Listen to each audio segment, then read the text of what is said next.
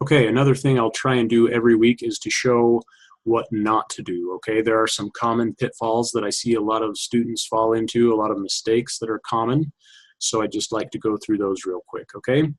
When you're writing HTML, like I had mentioned earlier, it's just a matter of memorization to know which fields are opening or are self-closing or have a opening and closing tag, okay?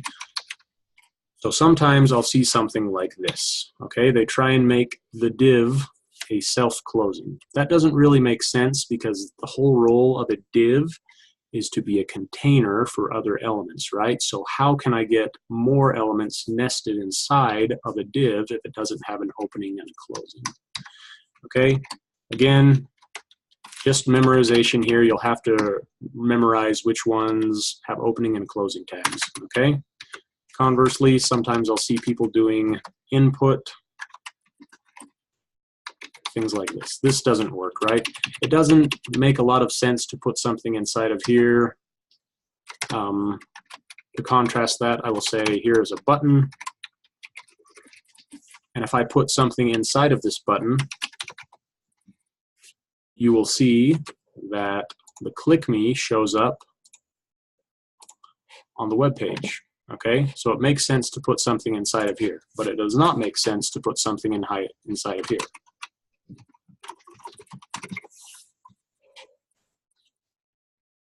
Right? As you can see, it just scoots the text here outside of the text box, and this is definitely not valid HTML. Okay, so just remember, memorize which HTML elements are opening and which HTML elements are closing. Okay?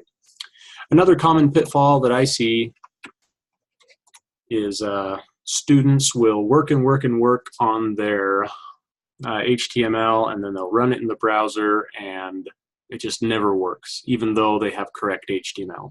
Here's an important nuance with Visual Studio Code with Notepad++.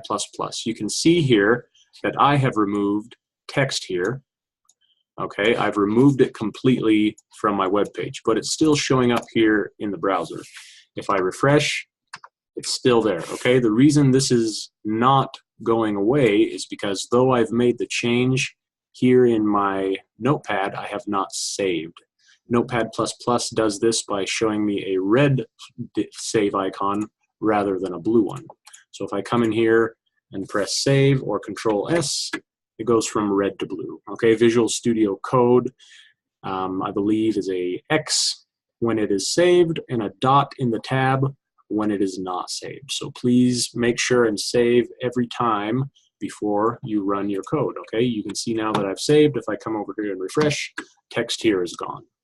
Okay, and finally, it is extremely important that you always use unique IDs. Okay. This is important because for the rest of the course, we are going to write JavaScript code to go into our HTML documents and grab values out, okay? You can see here I've created a div that says ID the div, but then I've created another div here that says ID the div, okay? When I write JavaScript code to say go to the div with ID the div, the browser has no way of knowing which one I meant. It's like going and trying to go to a department store that's located at 123 Walnut Street, and when you navigate there, there are two buildings with 123 Walnut Street. You have no idea which one is which, okay? So those are some common pitfalls I see students make when writing HTML.